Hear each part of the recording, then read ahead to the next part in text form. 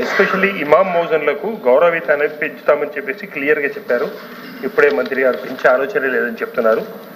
అలాగే ప్రతి మసీదుకు ప్రతి నెల 5,000 రూపాయలు మెయింటెనెన్స్ కింద సాయం చేస్తామని చెప్పారు.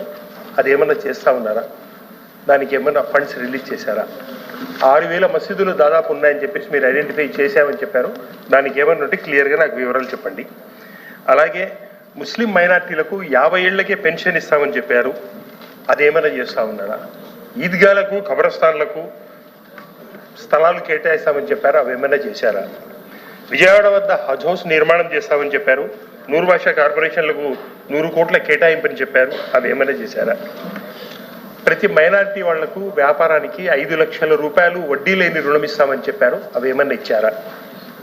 ఈ రకంగా అధ్యక్ష, అలాగే ప్రత్యేకంగా వడ్డీ లేని ఇస్లామిక్ బ్యాంకింగ్ ఒకటి ఏర్పాటు చేస్తారు.